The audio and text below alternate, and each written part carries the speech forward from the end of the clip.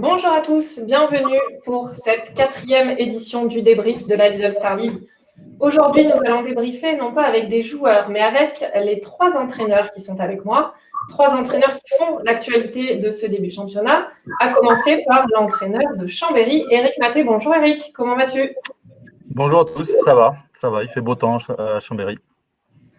Très bien, on est également avec Pierre Montorier, l'entraîneur de l'US Créteil. Bonjour Pierre, comment ça va?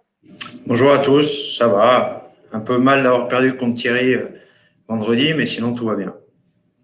Bon, et oui, notre dernier invité qu'on ne présente plus, que tout le monde connaît, c'est Thierry Anti, l'entraîneur du PAUC. Bonjour Thierry.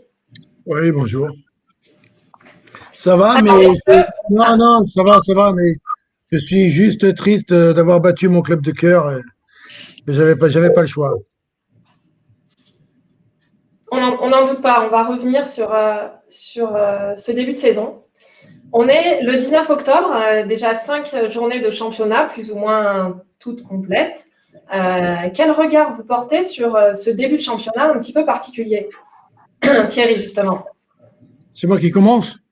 Allez. Mais je crois que les résultats de la journée sont marquants et c'est une chose d'ailleurs que j'avais dit en préambule que je pense que la hiérarchie peut être complètement, je dirais, non pas modifiée, mais perturbée par le fait qu'il y a eu ces points d'interruption et qu'aujourd'hui, on rentre dans un championnat pas tous préparés de la même façon, avec certaines équipes où il manque des joueurs, des matchs qui sont reportés. Et en fait, ce qui s'est passé dans cette journée, c'est qu'il n'y a aucune équipe n'a gagné à domicile. Si on regarde bien. Et quand on voit, par exemple, que Limoges va gagner à Cesson, qui, euh, qui, qui avait gagné à Chartres, Chartres qui avait failli battre Nantes, non, Chartres qui est allé gagner à Saint-Raphaël. Je veux dire, c'est des résultats qui n'ont quelque part, je suis désolé, aucune logique si on pense qu'il y a une hiérarchie d'établi. La hiérarchie, elle est complètement perturbée parce que chaque match se dispute dans des conditions un peu différentes. Et, et je crois que c'est ce qu'il faut retenir de cette journée, quoi. Aucune victoire à l'extérieur. Et en fait, on ne peut pas appeler ça des contre-performances. On va dire des performances surprenantes. Alors, c'est vrai, hein, on le dit chaque journée, hein, c'est difficile de pronostiquer sur la Lidl Star League. Il y a des surprises, tous les week-ends. Est-ce qu'il n'y a que moi qui pense ça ou est-ce que vous, en bon spécialiste, vous êtes un petit peu d'accord avec ça, Eric? Je peux être que d'accord avec ce que dit Thierry Anti, vu notre classement actuel. Non, mais au-delà de l'analyse que donne Thierry, il y a aussi à l'intérieur des matchs beaucoup de surprises. Ça oscille énormément sur les scores. Si on voit le dernier match Toulouse-Dunkerque, Dunkerque commence avec un 6-1 et derrière, on enchaîne avec Toulouse qui se refait la cerise et qui mène de 2 buts. Il y a beaucoup de scénarios comme ça dans les matchs où ça passe de -5 à +3, +4 systématiquement. Donc il y a peu de stabilité dans les résultats, dans les scores. C'est vrai qu'il y a des scénarios un peu dont on n'a pas l'habitude en tous les cas. C'est vrai qu'on l'avait remarqué, cette incertitude à l'intérieur même des matchs et puis entre les journées. Pierre, en étant comme ça un club qui était plutôt mal classé l'année dernière, cette année, ça se passe mieux. Est-ce qu'en voyant les différents résultats, toutes les surprises, ça te met en confiance et ça te permet d'espérer battre tout le monde? Ouais, comme l'a dit Thierry, je pense que c'est une saison un peu particulière. Nous, on va essayer d'en profiter un maximum. On a été gagné à Nîmes, on a battu Dunkerque à la maison. Le fait que les équipes n'aient pas tous leurs joueurs, à cause de la Covid, mais aussi certaines blessures qu'on ne voyait pas les autres années. Nous, on va essayer d'en profiter le plus possible. Ça va donner un championnat encore plus ouvert que d'habitude, hein, on a l'impression. Ouais, peut-être pas pour les premières places, mais en tout cas, je pense que pour le maintien, quand on voit où en est Limoges déjà, ça s'annonce bien. Alors, tu parles de Limoges, effectivement, c'est une des grosses surprises de ce début de championnat. Est-ce que, pour chacun d'entre vous, il y a une équipe qui vous a surprise plus qu'une autre, que ce soit en bien ou en mal, Eric? Non, je trouve qu'il y en a plusieurs de surprises. Alors celle-ci, peut-être celle qui me surprend le plus, ça serait Nantes avec le nombre de blessés qu'ils ont dans le secteur professionnel, avec énormément de jeunes aux commandes et qui prennent bien leurs responsabilités depuis le début. Alors ils ont eu un gros trou d'air à Aalborg, mais enchaîner tous les 3 jours avec cette équipe très rajeunie et très diminuée, je trouve que c'est plutôt une bonne surprise. De ce début de championnat. Pierre, ton avis? Oui, je suis d'accord avec Eric sur l'équipe de Nantes. Par rapport à Limoges, dont je parlais juste avant, ils ont quand même joué beaucoup d'adversaires directs, donc il faut voir ce que ça va donner face à des plus grosses écuries. Mais c'est vrai qu'ils soient troisième actuellement, je pense que même eux, ils pensaient pas. Après, pas surpris parce que on savait déjà que le projet du club était ambitieux, mais j'ai trouvé une équipe d'Aix en forme et très solide vendredi soir.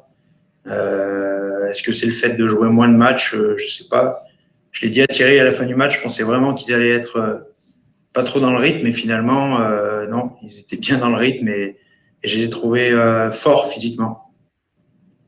Alors, Thierry le confirmera peut-être, mais effectivement, hein, chacun d'entre vous a eu la possibilité de proposer une prépa différente l'une de l'autre. On sait qu'à Créteil, on s'est entraîné au mois de juin, qu'à Chambéry, on a repris tôt au mois de juillet.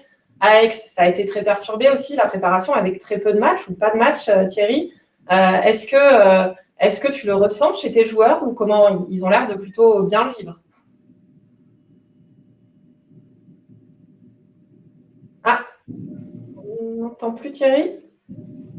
Pardon, je disais qu'une préparation comme ça, j'ai jamais connu ça. On a une préparation, on n'a pas eu de préparation en fait, à part le fait de s'entraîner, mais c'est pas une préparation comme on avait l'habitude, quoi, avec vraiment des périodes bien établies de préparation et de mise en place du jeu, enfin peu importe, peu importe.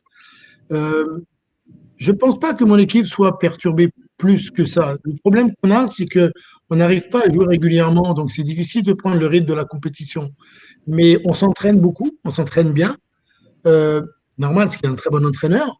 Mais je veux dire, les joueurs aussi s'investissent énormément dans les entraînements. Ils prennent beaucoup de plaisir à venir s'entraîner.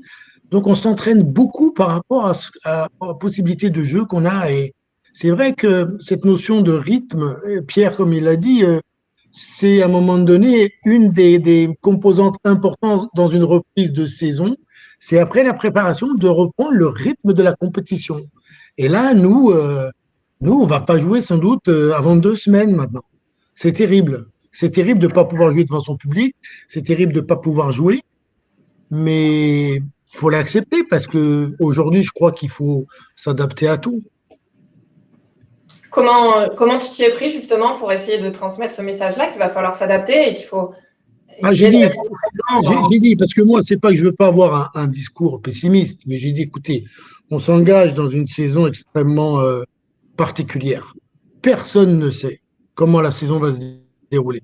Donc, on va se concentrer juste sur le match qui est à venir. Est-ce que le match sera dans 3 jours?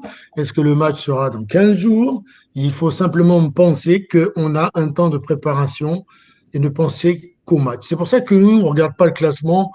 Très honnêtement, là, le classement, d'ailleurs, qui ne veut rien dire, hein, parce qu'il y en a qui ont joué plus de matchs que d'autres, il y en a qui ont joué des matchs avec handicap, et il y en a qui n'ont jamais joué chez eux. Enfin, je veux dire, aujourd'hui, le calendrier, pour moi, et le classement ne veut rien dire du tout.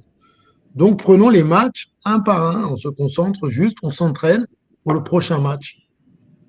Est-ce Et que, pour le moment, ça nous réussit pour le moment. Je ne sais pas demain, mais ça va. est-ce que Eric, Pierre, comme le dit Thierry, vous avez abordé cette saison différemment dans votre façon de présenter les choses à votre équipe ou même personnellement? Pierre? Ouais, déjà, moi, j'aurais bien rappelé dès le début de la prépa qu'on avait de la chance d'être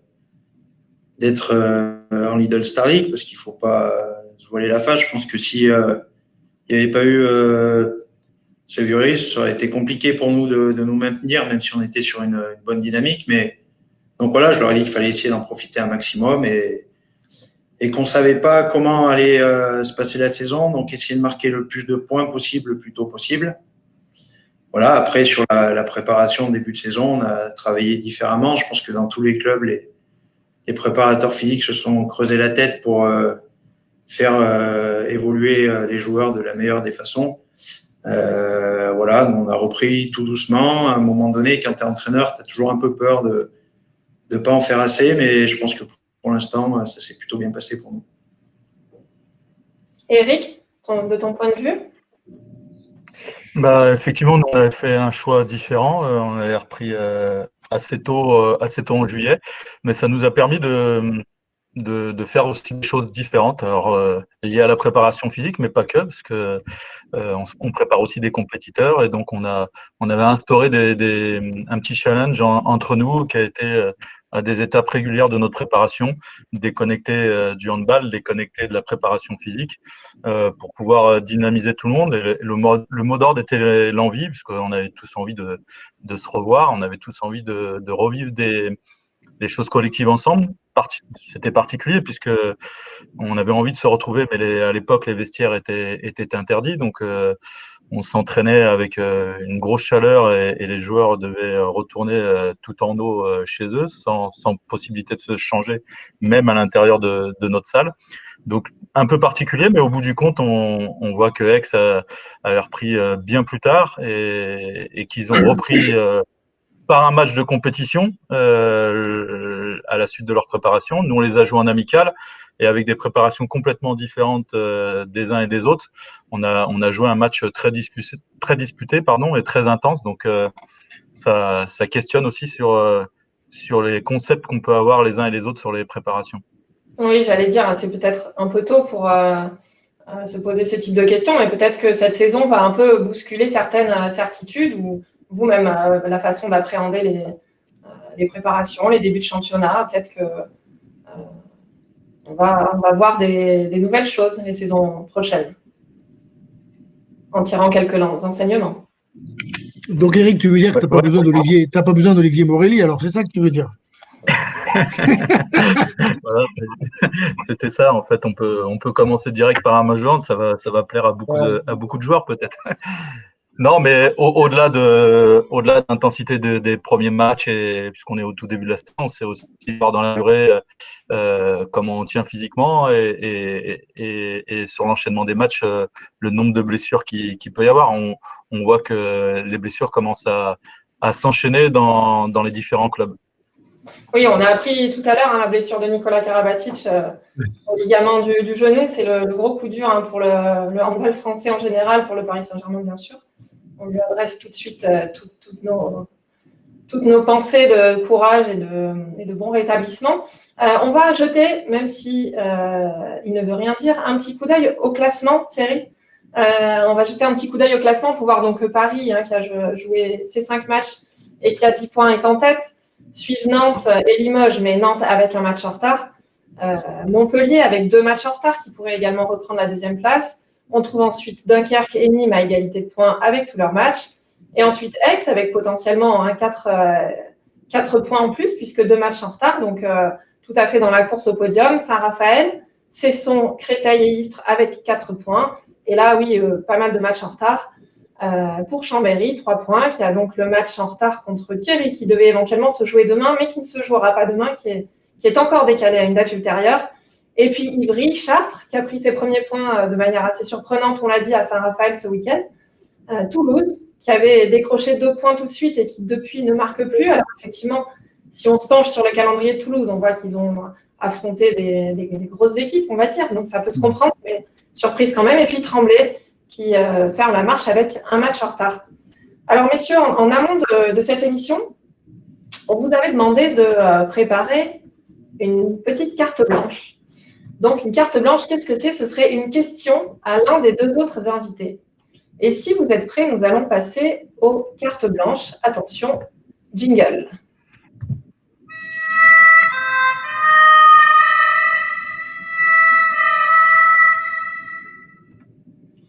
Alors, nous allons commencer, si vous le voulez bien, avec la question de Thierry Anti. Thierry, à qui s'adresse ta question? J'ai une question à poser, mais je dois choisir entre Eric et Pierre. C'est l'idée, tout à fait. Alors, je vais prendre Pierre. Je vais prendre Pierre. Eric, tu m'en voudras pas. Hein? Tu m'en voudras pas. Mais dans ce monde un peu perturbé, je voudrais poser une question, moi, de culture. De culture. Pierre, sais-tu ce que veut dire les ventres jaunes? Alors là, aucune idée. Tu vas nous éclairer là-dessus sûrement. Je sais pas. Vraiment? Alors, moi, je sais pas du tout. Bon, alors peut-être on peut poser la question à Eric, Thierry, si tu... Les La ventres question jaunes? c'était qu'un seul entraîneur. Bon, bah, Pierre, on ne peut pas t'aider. Je n'ai pas la réponse non plus. Non, mais c'était une référence aux origines de Pierre, qui est auvergnat, et puisque mon oncle est de Clermont-Ferrand, et de Thiers plus particulièrement, les ventres jaunes, c'était les ouvriers de la coutellerie qui, se penchant sur des pierres aussi pour aiguiser les couteaux, avaient finalement, on va dire, leur habit qui était sali, et on les appelait les ventres jaunes. Donc c'est assez connu là-bas dans la région. Mais je vois que Pierre n'a pas dû souvent aller à l'école primaire là-bas en Auvergne. En Auvergne, je ne sais pas ce qu'il faisait, s'il était en train déjà de traîner dans les bars ou je ne sais pas où. Mais je pensais que c'était une question Bon, c'est Thiers après, c'est Thiers, c'est pas Aurillac, c'est pas. Mais toi, tu es né à Clermont-Ferrand, je crois. Ouais. Ouais, ouais. J'aurais dû parler de la place de Jaude ou autre. Sûrement. Ouais. Voilà. Donc, les ventres jaunes, ouais, ça aurait pu concerner Eric, puisque c'est la couleur de son club, mais ça n'a pas de rapport avec la raclette, Eric, non. Rien à voir aussi avec un apéritif. Alors, deuxième question. Pierre, vu que tu étais ciblé par la première question, ça va être à ton tour de poser ta carte blanche. Ouais, bah, je vais poser la question à Thierry. Après, si Eric veut aussi répondre de son expérience. Mais Thierry, j'aimerais savoir si tu avais une chose à retenir de ton expérience avec Pokrayak, qui est un très grand entraîneur à Créteil. Ça serait laquelle? Oh là, alors, j'ai eu peu d'expérience avec Procreate, puisque je suis resté que 3 mois, mais c'est quelqu'un qui m'a confié beaucoup de choses dans toute son expérience d'entraîneur. On passait beaucoup de temps à boire le café chez lui. Mais c'est quelqu'un qui était très fort, je dirais, dans la théorie, mais qui avait beaucoup de mal à appliquer ses idées dans la pratique. Et c'est le problème qu'il y a eu d'ailleurs pour Kayat à Créteil, puisqu'il n'a pas eu vraiment de résultats, et qu'il a eu aussi ailleurs. Et pourtant, c'était un vrai monsieur, un vrai professeur dans la réflexion, et qui est malheureusement mort. Et je n'avais pas fait le rapprochement qu'il avait passé aussi plusieurs années au Sporting. J'ai redécouvert ça l'année dernière et je leur ai offert une photo de Procréate, c'est moi, qui avait été prise à Créteil et qui aujourd'hui orne un des vestiaires du Sporting de Lisbonne. C'était très grand joueur. C'est lui qui a inventé le tir de l'aile avec l'ouverture du bras, il ne faut pas l'oublier, dans les années 70, champion olympique à Munich. Il est ensuite été professeur et grand entraîneur, entraîneur de l'équipe nationale, il était champion olympique. Mais dans le passage qu'il y a eu à Créteil, il y avait un trop grand décalage entre ses connaissances. Et c'est pour ça que le passage de la théorie à la pratique, c'est quelque chose qui est très, très, très important quand on est entraîneur. Très, très important. Je ne sais pas si j'ai répondu à ta question, Pierre. Mais je l'ai fait du fond du cœur. Un petit peu, un petit peu, un petit peu. Alors, on va passer à Eric. Eric, une question qui s'adresse à qui? Je voulais l'adresser à Thierry pour me dire, vu que un peu le trait d'union de cette visio, c'est Pierre, puisque il a joué Thierry et il va jouer Chambéry dimanche. Donc, je voulais poser à Thierry comment on fait tactiquement pour battre Créteil, qui était plutôt en forme. Mais bon, je passerai un coup de téléphone à Thierry après la visio. Je voulais demander à Pierre, pour quelle raison il se met souvent derrière le banc quand il manage. C'est un des rares, voire le seul à avoir ce positionnement. Donc, je voulais savoir s'il avait peur que les gens soient dans son dos ou s'il voulait tout maîtriser comme ça.